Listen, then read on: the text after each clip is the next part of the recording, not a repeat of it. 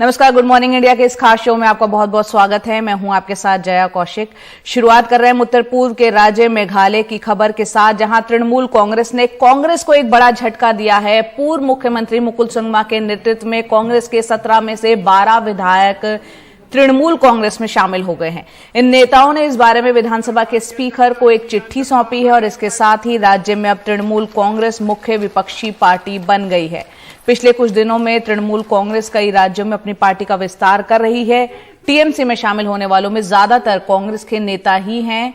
आपको बता दें कि मेघालय में विधानसभा की 60 सीटें हैं। ऐसे में कांग्रेस विधायकों का टीएमसी में शामिल होना कांग्रेस के लिए एक बड़ा झटका है। ऐसे वक्त में जबकि ममता बनर्जी एक तरफ दिल्ली में संगठित विपक्ष खड़ा करने की बात कहती हैं, वहीं दूसरी तरफ उत्तर पूर्व के राज्यों में तृणमूल अपना विस्तार कर रही है।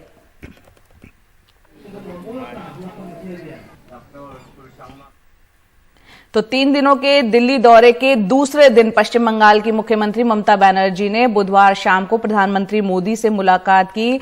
ममता बनर्जी ने बयान दिया कि राजनीतिक विरोध अपनी जगह है, लेकिन मिलना जुलना जारी रहेगा। उन्होंने ये भी बताया कि पश्चिम बंगाल में होने वाले बिजनेस समिट के लिए उन्होंने प्रधानमंत्री को न्योता दिया है, जिसे उन्होंने स्वीकार कर लिया है।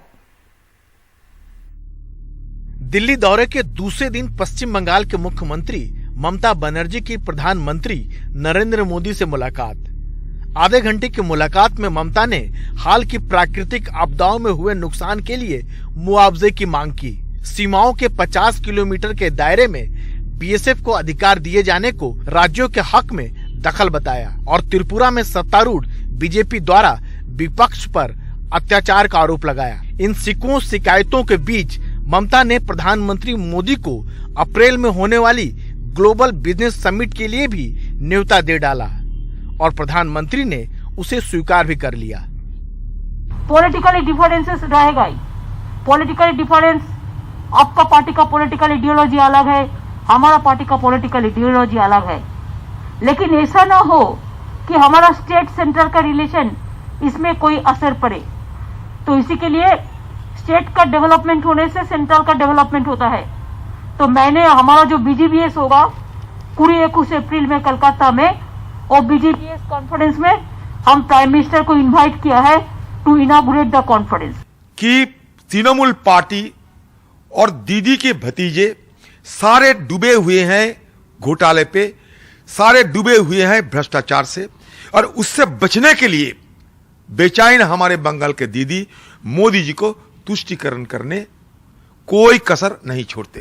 और ये कसर, ये तुष्टीकरण की राजनीति के दौरान मोदी जी को तुष्टीकरण की चलते दीदी ने बुला रहे हैं, न्योता दे रहे हैं मोदी जी को, जो कुछ दिन पहले गाली गलौज दोनों के बीच बंगाल की चुनाव में हम लोग देखे हैं। मुझे ये लगता है कि अगले दिन हम अचंभित नहीं होंगे अगर मोदी जी को दीदी बुलाते हैं कलकत्ता में कालीघाट में भाई दूजे के लिए। चुनाव से पहले बंगाल में बीजेपी और टीएमसी के बीच जो संग्राम चला, उस पर ममता और मोदी की इस बैठक में कुछ विराम सा दिखा।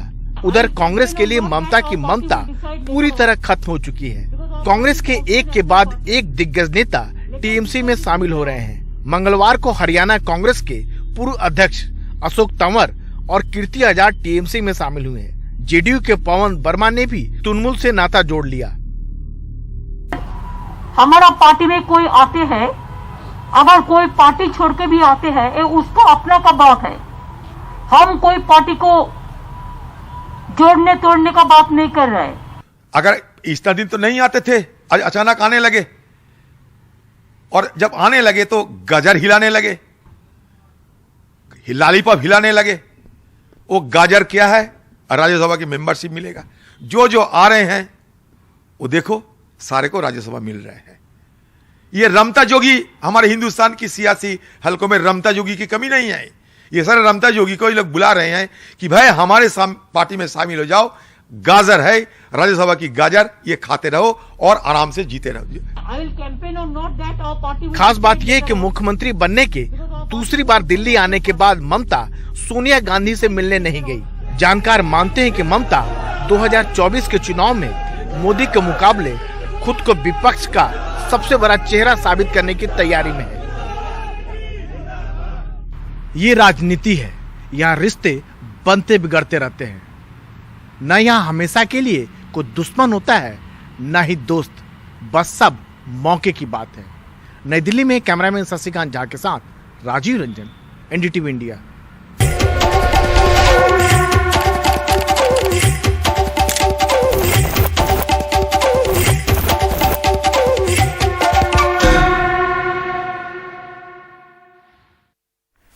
उत्तर प्रदेश में अखिलेश यादव के इस ऐलान के बाद कि वो छोटे दलों से गठबंधन करना चाहते हैं, कई छोटे दल उनसे गठबंधन की कोशिश में लग गए हैं।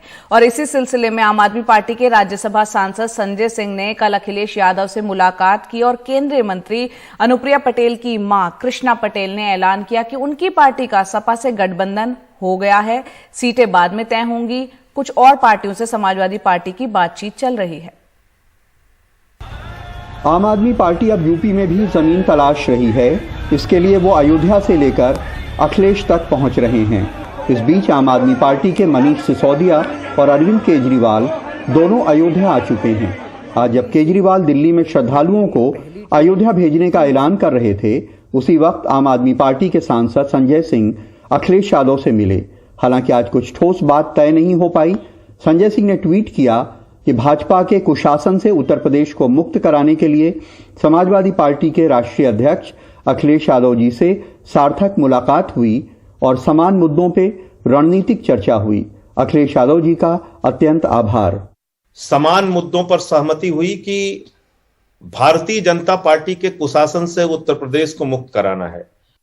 उधर केंद्रीय मंत्री अनुप्रिया पटेल की मां कृष्णा पटेल ने आज ऐलान किया कि उनकी पार्टी अपना दल कमेरावादी का समाजवादी पार्टी से गठबंधन हो गया है। अपना दल कुर्मी जाति की पार्टी मानी जाती है। इसका गठन सोनेलाल पटेल ने 1995 में किया था। अनुप्रिया पटेल इससे 2012 में एमएलए और 2014 में बीजेपी से गठबंधन कर एमपी बनी। बाद में मां बेटी में विवाद के बाद अनुप्रिया पटेल अपना दल सोनेलाल का और मां कृष्णा पटेल अपना दल कमेरावादी का नेतृत्व करने लगी। हम लोग समान विचारधारा के लोगों से गठबंधन कर रहे हैं। बहुत जल्दी हम लोग संयुक्त मंच पे आप लोग को दिखाई देंगे। सीटों को लेकर हमारी कोई बहुत बड़ी प्राथमिकता नहीं थी। प्राथमिकता सिर्फ हम लोग के साथ चलने की थी। वो आज गठबंधन हम लोग का हो गया है और हम लोग साथ चलेंगे। अखिलेश यादव ने भी कृष्णा पटेल से मुलाकात का फोटो ट्वीट किया, लेकिन उन्होंने अपने ट्वीट में साफ तौर पे गठबंधन का जिक्र ना कर लिखा कि श्रीमती कृष्णा पटेल जी के साथ जातीय जनगणना के महत्वपूर्ण और निर्णायक विषय पर सहमति के साथ निरंतर रहेगा समता और समानता का आंदोलन। अखिलेश यादव ने बहुत पहले ऐलान किया था कि वो छोटे दलों से गठबंधन करेंगे। अब तक समाजवादी पार्टी का आरएलडी, सुहेलदेव भारतीय समाज पार्टी, महान दल और अपना दल कमेरावादी के साथ गठबंधन हो गया है। आम आदमी पार्टी और शिवपाल यादव की प्रगतिशील समाजवादी पार्टी अभी कतार में है। आज ये अफवाह उड़ी कि असदुद्दीन ओवैसी की एआईएमआईएम से अखिलेश अलायंस कर रहे हैं, लेकिन एआईएमआईएम ने इसका खंडन किया। हमारी किसी से कोई बात नहीं चल रही है, गुमराह किया जा रहा है। लेकिन एक बात साफ कर दूं कि अगर अखिलेश जी हमसे गठबंधन चाहते हैं तो हम तैयार हैं, हमसे बात करें। हम लखनऊ में हैं, अवेलेबल हैं। छोटे छोटे दलों के भी अपने प्रभाव क्षेत्र होते हैं, उनके साथ आने से फायदा होता है। और चुनाव तो एक परसेप्शन की लड़ाई है। अगर बहुत सारे छोटे दल किसी बड़ी पार्टी के साथ मिलते हैं तो ये हवा बनती है कि वो पार्टी अब बहुत ज्यादा मजबूत हो गई है। लखनऊ में कैमरामैन राजेश गुप्ता के साथ कमाल खान, एनडीटीवी इंडिया। प्रधानमंत्री मोदी आज ग्रेटर नोएडा के जेवर में इंटरनेशनल एयरपोर्ट का शिलान्यास करेंगे। इस मौके पर राज्य के मुख्यमंत्री भी मौजूद रहेंगे। जेवर एयरपोर्ट बीजेपी के चुनावी वादों में शामिल रहा है और इसका काम 2024 तक पूरा होने का लक्ष्य रखा गया है।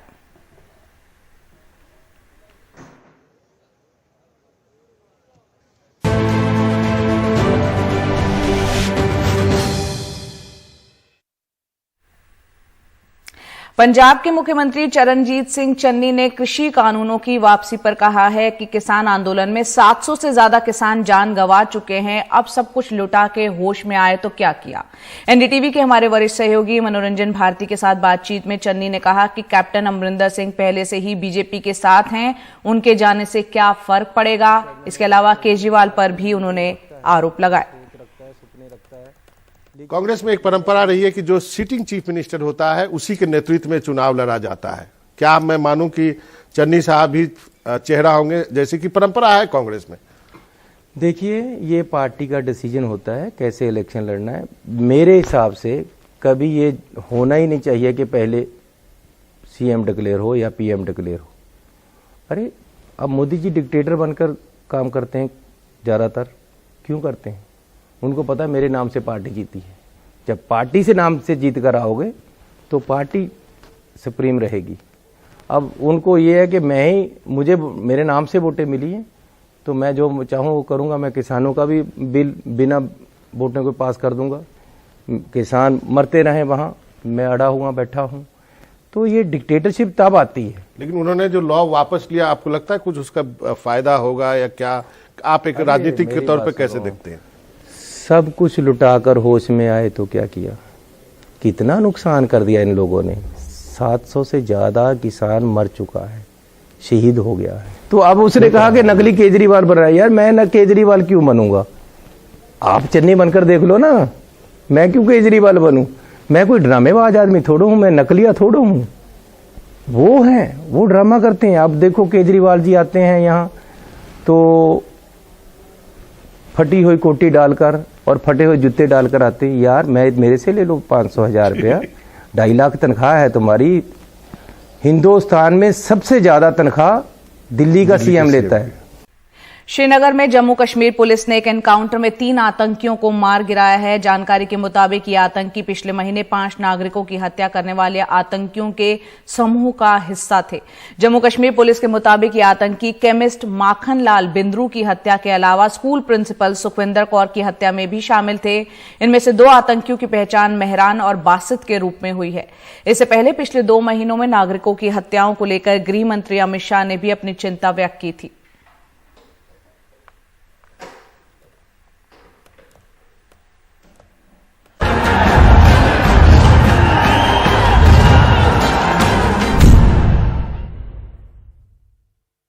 नमस्कार, एनडीटीवी इंडिया में आपका स्वागत है। मैं हूं मनोरंजन भारती।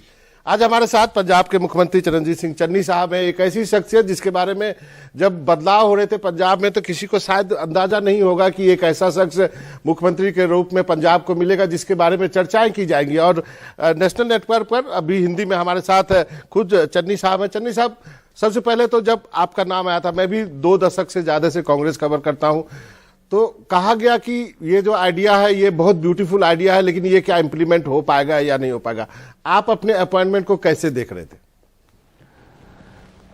मुझे तो कभी उम्मीद नहीं थी और मैंने कभी ये कोशिश भी नहीं कही कि मैं सीएम बनूंगा। हाँ, ये ठीक है, उम्मीद नहीं थी, शायद मैंने गलत कह दिया। हर कोई उम्मीदें रखता है और सोच रखता है, सपने रखता है, लेकिन मैंने कभी ये मांगा नहीं था। और कांग्रेस पार्टी में राहुल गांधी जी एक क्रांतिकारी नेता हैं, वो एक नई क्रांति लेकर आए हैं, तो लोग स्वागत कर रहे हैं उसका। राहुल गांधी एक क्रांतिकारी नेता है, ये आप कह रहे हैं, लेकिन बहुत सारे लोग इससे एग्री नहीं करते हैं। करने लग जाएंगे, आहिस्ता आहिस्ता बात खुल रही है, सबको पता चल जाएगा कि वो एक ऐसा शख्स है जिसकी देश को जरूरत है। कांग्रेस के अंदर में भी नहीं करते हैं सर? हो जाएगा, मैं कह रहा हूं ना, मैंने उसको बहुत नजदीकी से देखा है। मैंने कभी उसको कहा नहीं था कि मुझे सीएम बनाओ, पर उसने देखा है कि जो लोग जिनकी कोई सुनवाई नहीं है, एक एलीट क्लास राज कर रही है, वो उतर जाता है, वो चढ़ जाता है, वो उतर जाता है, वो चढ़ जाता है आपस में। इसको हटाकर एक युग परिवर्तन करना है और उसने युग परिवर्तन किया है। तो आपको राहुल और प्रियंका दोनों पे भरोसा है, जो जिस ढंग से आप अपनी बात कह रहे हैं? मुझे कांग्रेस पे भरोसा है और उन दोनों पे तो है ही। तो वो जो G23 लोग बना के बैठे हैं उसको कुछ कहिए ना फिर। मैंने नहीं कहूंगा, समय उनको बता देगा। जब उन्होंने क्या आपको टेलीफोन करके बताया कि चन्नी साहब आपको मैं चीफ मिनिस्टर बना रहा हूं, कैसे मालूम चला आपको? एक्चुअली मैं तो अपने घर में मेरे घर में कोई प्रोग्राम था, शादी का प्रोग्राम था, शगन था, तो मैं तो अकेला अपने घर में था। मुझे नहीं पता था कि मेरा नाम आना, लेकिन मुझे चंडीगढ़ बुलाया गया। यहाँ से मेरा 15 किलोमीटर दूर घर है। तो जब मैं पहली बार वहाँ जाकर बैठा तो मुझे टेलीफोन आया कि राहुल जी बात करना चाहते हैं। मैंने कहा जी करो। तो उन्होंने मुझे कहा कि हम आपको सीएम बना रहे हैं। मैंने तो सोचा ही नहीं था, तो मैं रोने लग गया, मैं बहुत रोया। मैंने कहा यार क्या कर रहे हो आप, मैं इसके काबिल नहीं, मेरा बर्तन छोटा है, ये पानी ज़्यादा डाल रहे हो दूध आप, मैं नहीं, आप किसी और को बनाओ। वो कहता नहीं, हमने बहुत सोच समझ कर ये फैसला किया है, अब आप शांत हो जाओ और आपको सीएम बनना है। मैंने कहा जो नाराज होगा कोई उसको दे दो, आप मुझे क्यों कर रहे हो। लेकिन उसने कहा कि आप ही को बनना है, हमने पूरा सोच समझ कर डिसीजन लिया। मैंने कहा ठीक। आपके ऊपर पॉपुलेशन की जो 30% है वो उसकी तो आस है ही, पूरे पंजाब को आस है, लेकिन उन लोगों को ज्यादा आस है क्योंकि वो उम्मीद करते हैं आपसे बहुत कुछ। और ये एक संकेत है पूरे इंडिया भर में भी, एक ओबीसी को छत्तीसगढ़ में भी बनाया हुआ है उन्होंने, एक आप है यहाँ पर।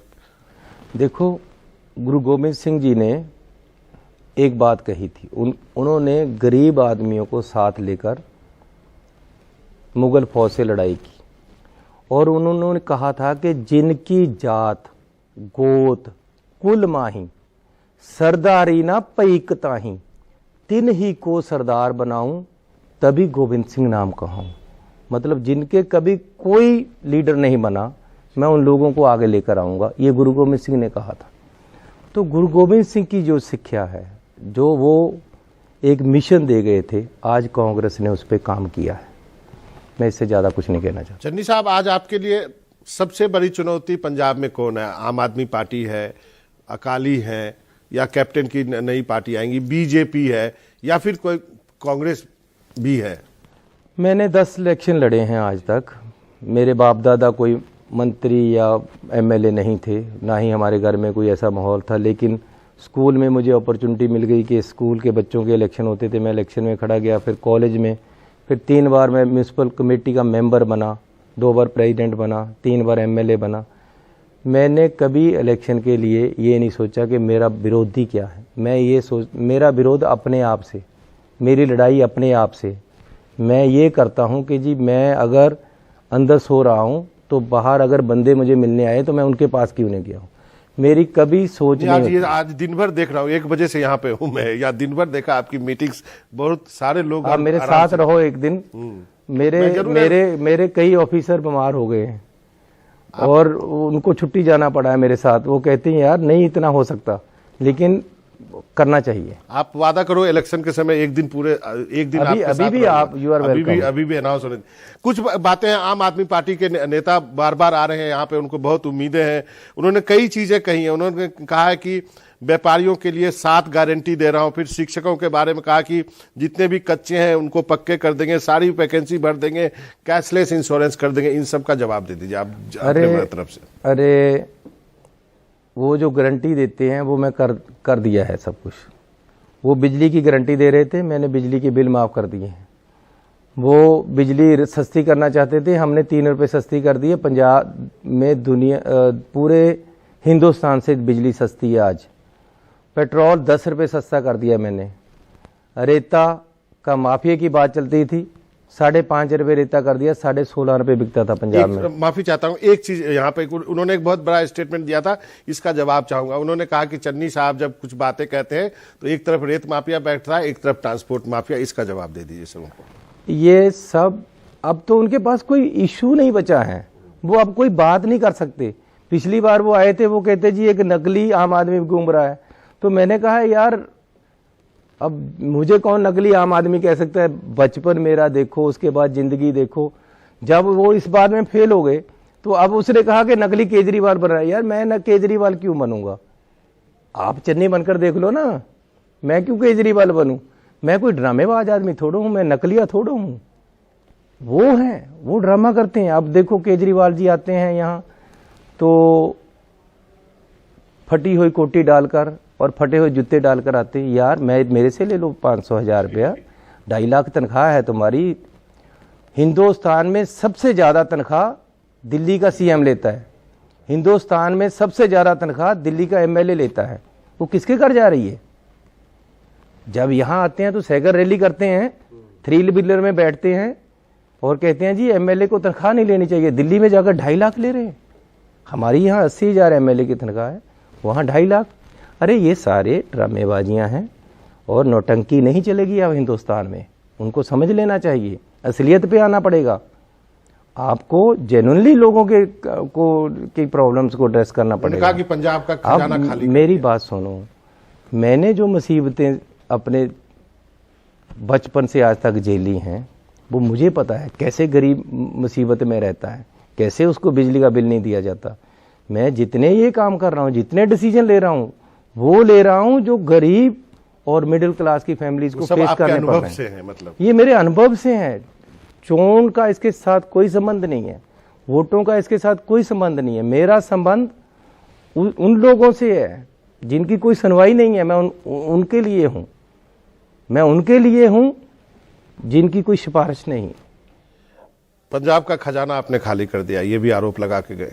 अरे खजाना हर साल बढ़ता है, हर साल नए टैक्स आते हैं, हर साल बजट बनता है, हर साल खजाना बढ़ता है। और अब बदलाव क्या आ गया है कि लोगों का पैसा लोगों के पास जा रहा है। पहले हमारे लीडरों के घर जाता था, अभी ये क्यों हो? अरे सारी बसें एक ही लीडर की हो पंजाब में, क्यों हो भाई? पंजाब के नौजवान कहाँ जाएंगे? सारा पैसा एक ही घर में जाए, ये क्यों होगा?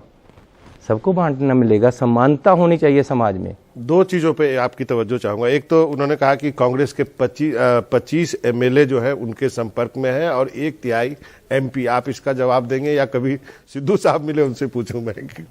मेरी बात सुनो, इनके 21 एमएलए आए थे, आज 11 इनको छोड़ चुके हैं पंजाब में। अरे जब आपके एमएलए को आपके ऊपर विश्वास नहीं है तो पब्लिक को क्यों हो? आपने उसको टिकट भी दी, पार्टी के नाम से एमएलए ही बनाया, आज आपको 11 छोड़ गए। Majority of the MLAs of आम आदमी पार्टी वो इनको छोड़कर जा चुके हैं। एमएलए कोई विश्वास नहीं है। अब ये तो ये पिछले बार भी कहते थे इतनी कांग्रेसी आ जाएंगे, इतने कांग्रेस के एमएलए आ जाएंगे, एक भी नहीं गया। आज भी एक भी एमएलए इनके साथ नहीं जाएगा और ना ही कोई बात है। ये एक देने के लिए ये क्या करते हैं, पिछली बार सारे पंजाब में पोस्टर लगवा दिए, 100 सीट आ रही है आम आदमी को, कितनी आई? 20-21 आई। एक चीज और उन्होंने कहा कि सिद्धू जनता के मुद्दे उठा रहे हैं, कांग्रेस उनको दबा रही है। सिद्धू जी जो मुद्दा उठाते हैं हम उसको पूरा करते हैं। He is our party president. जो वो आइडियोलॉजी देंगे, पार्टी जो आइडियोलॉजी देंगी, हाई कमांड जो आइडियोलॉजी देंगे, हम उसको इम्प्लीमेंट करेंगे। क्या आपको लगता है कि थोड़ा और मैच्योरिटी से करें सिद्धू जी, तो शायद आपको भी सहूलियत हो, हमें भी कंफ्यूजन ना हो? अरे इससे ज्यादा मेजोरिटी कब आएगी और कितनी होगी? वो इंटरनेशनल प्लेयर हैं, कितने टीवी प्रोग्राम में आ चुके हैं, हमारे यहाँ ही कमेंटेटर रहे हैं, एनडीटीवी में भी रहे हैं। तो अब और आप उसके नहीं, लेकिन अपने ही मुख्यमंत्री को क्रिटिसाइज कर देना, उसको बार बार अच्छा है। मुझे क्रिटिसिज्म बड़ा अच्छा लगता है, मुझे खुशामदी अच्छी नहीं लगती, बाकी सब कुछ अच्छा लगता है। मुझे आप क्रिटिसाइज करो, मैं उससे सीखता हूँ और उसको ठीक करता हूँ। अगर मेरा पार्टी प्रेसिडेंट कोई बात कह रहा है कि गलत है, मैं उसको ठीक करूंगा।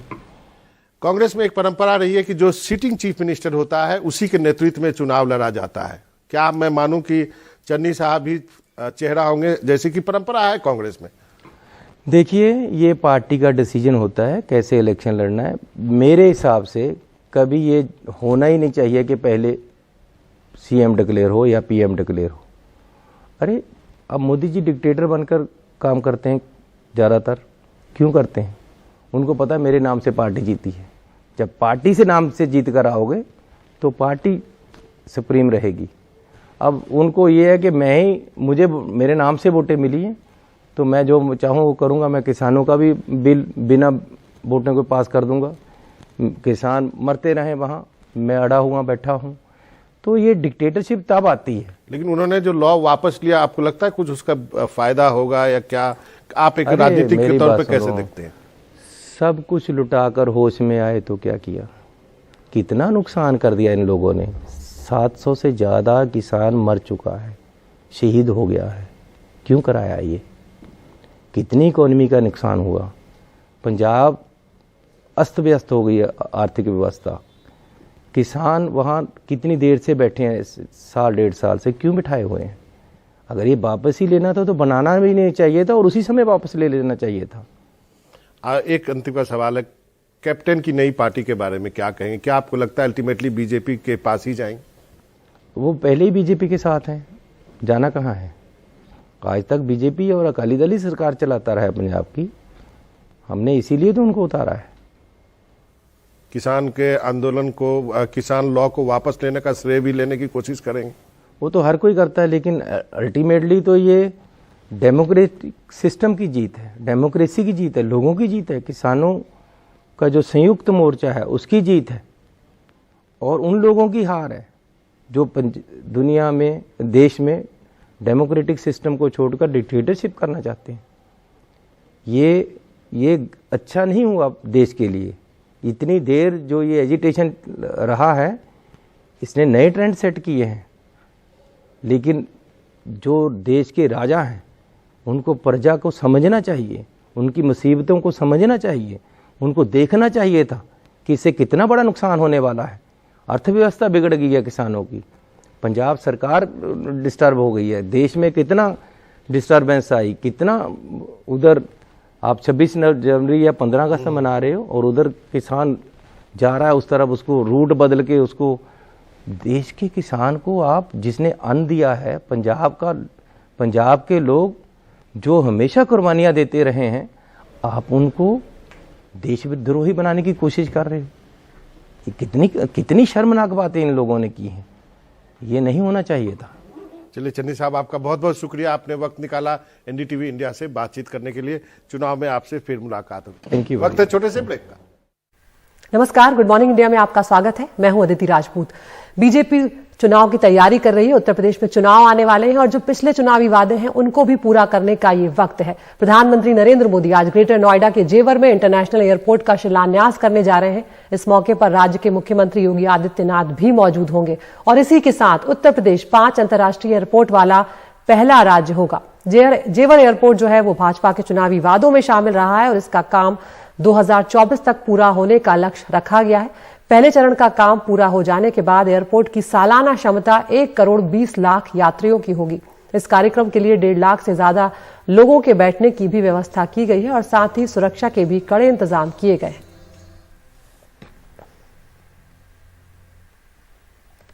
एक जमाने में केवल 70 सालों के लिए केवल 2 हवाई अड्डे होते थे।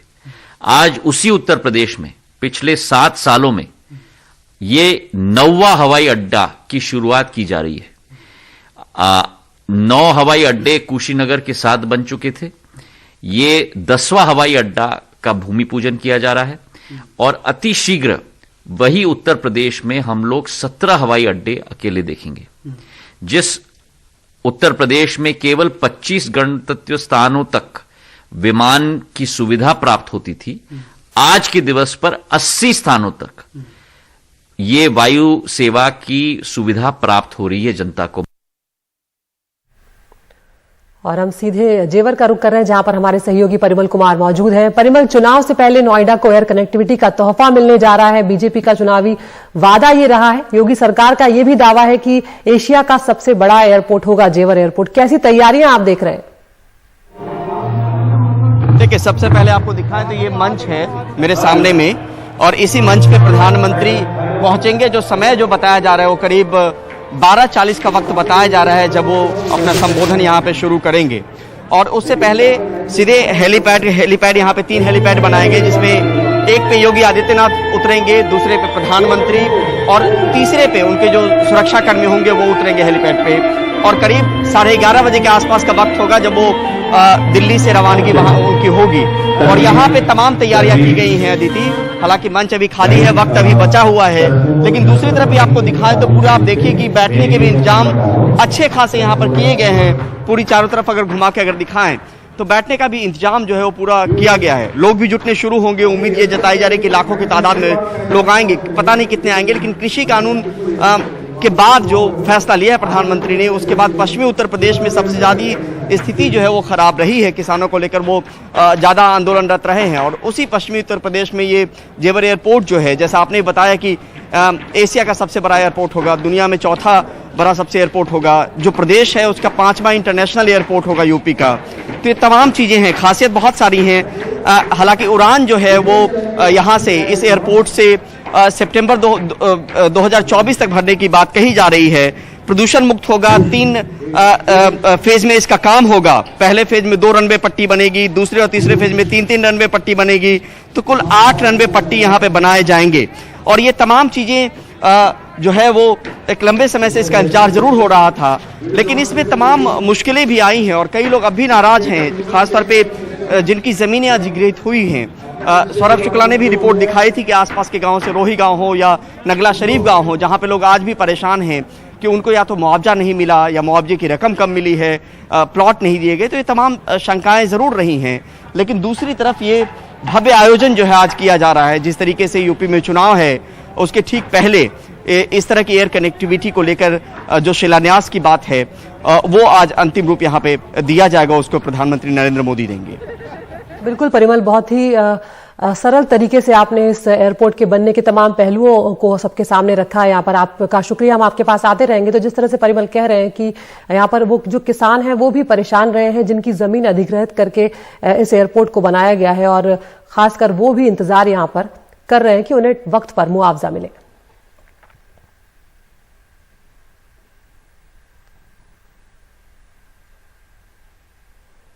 तो प्रधानमंत्री मोदी नोएडा के जेवर में अंतर्राष्ट्रीय हवाई अड्डे का आज शिलान्यास दोपहर तक करेंगे, लेकिन हवाई अड्डे के भूमि अधिग्रहण के बाद सैकड़ों किसान हैं जो अपने घर टूट जाने के बाद ठंड में तंबू बनाकर रह रहे हैं। कुछ किसानों को उनके घर गिराए जाने के बाद दूसरी जगह प्लॉट नहीं दिए गए, तो कुछ किसानों को अब तक मुआवजा नहीं मिला है। तो 2 पहलू हैं यहाँ पर। वो लोग जिनकी जमीन अधिग्रहित कही गई है वो परेशान हैं, लेकिन ये भी बात है कि एयरपोर्ट बनने से लोगों को सुविधा होने जा रही है। अंतर्राष्ट्रीय स्तर का ये एयरपोर्ट बनेगा और विकास के लिए ये भी जरूरी है।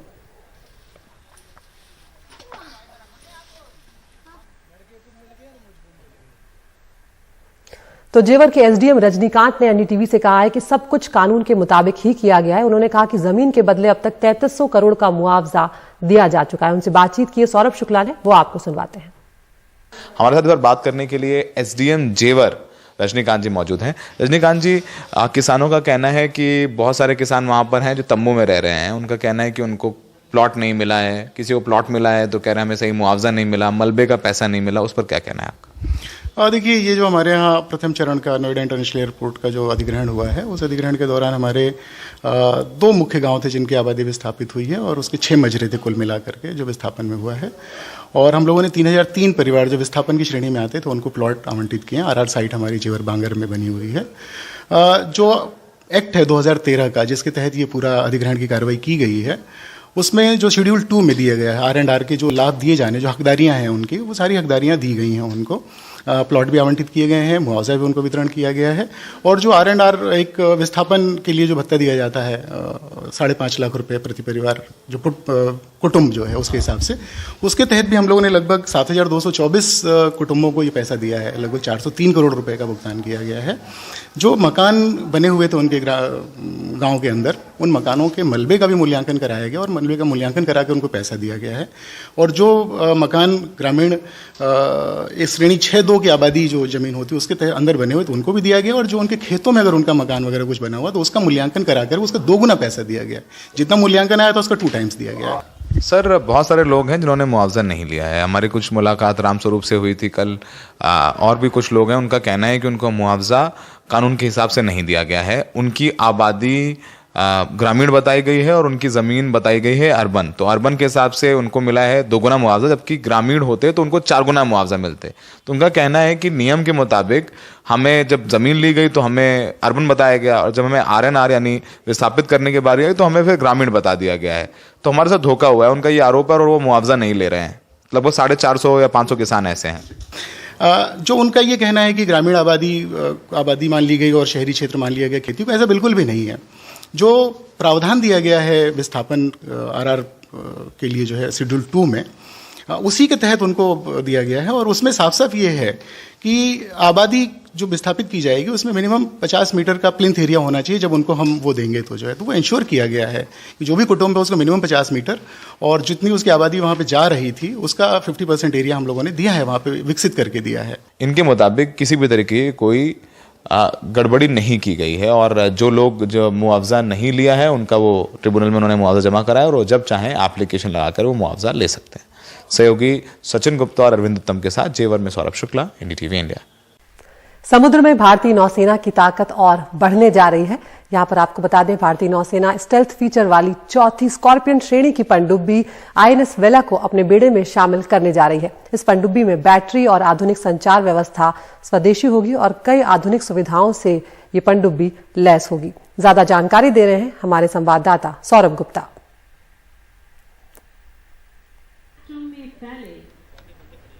आईएनएस वेला भारतीय नौसेना के लिए सबसे नया पनडुब्बी है, जो प्रोजेक्ट 75 के तहत जो 6 सबमरीन बनने वाले हैं नेवी के लिए, नौसेना के लिए।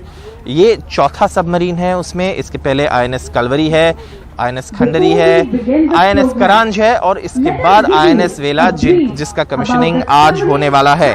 ये पनडुब्बी जो है, जो आपके सामने इन तस्वीरों में आप देख रहे हैं, ये मुंबई के मजगांव डॉक्स लिमिटेड में बनाया गया है, लेकिन ये फ्रेंच के साथ कोलैबोरेशन में बनाया गया है। फ्रेंच और ये सबमरीन जब नौसेना में शामिल होंगे तो नौसेना की जो कॉम्बैट कैपेबिलिटी कहा जाता है उसमें बढ़ोतरी दिखाई देगी। और ये 6 सबमरीन प्रोजेक्ट 75 के तहत बनाए जा रहे हैं। ये नेवी के लिए काफी महत्वपूर्ण है, क्योंकि भारतीय नौसेना के लिए जो पुराने सबमरीन हैं उनको लेकर एक चिंता है, लेकिन ये जो नए सबमरीन्स है ये नौसेना के जो ताकत है उसको बढ़ोतरी देती है। इससे पहले इस क्लास के कलवरी क्लास या स्कॉर्पियन सबमरीन जिसे कहते हैं, स्कॉर्पियन क्लास, इसके 3 सबमरीन कमीशन हो चुके हैं, जो है INS Kalvari, INS Khanderi, INS Karanj, और आज जो चौथा पनडुब्बी है उसको भी कमीशन किया जा रहा है जिसका नाम है आईएनएस वेला। और ये नेवी चीफ के द्वारा एडमिरल करमबीर सिंह, जो चीफ ऑफ नेवल स्टाफ है, उनके द्वारा भारतीय नौसेना में कमीशन किया जाएगा। और जिसके बाद ये भारतीय नौसेना की जो ताकत है उसमें काफी बढ़ोतरी देगी। कैमरा पर्सन संजय मंडल के साथ मुंबई से सौरभ गुप्ता, एनडीटीवी इंडिया। तो ये स्कॉर्पियन क्लास पनडुब्बी है, फ्रेंच के साथ कोलैबोरेशन में इसको बनाया गया है। समंदर में इससे भारत की ताकत बढ़ने जा रही है और आज ही इसे कमीशन किया जा रहा है। उसकी सीधी तस्वीरें इस वक्त आप देख रहे हैं जो महाराष्ट्र के मजगांव से आ रही हैं।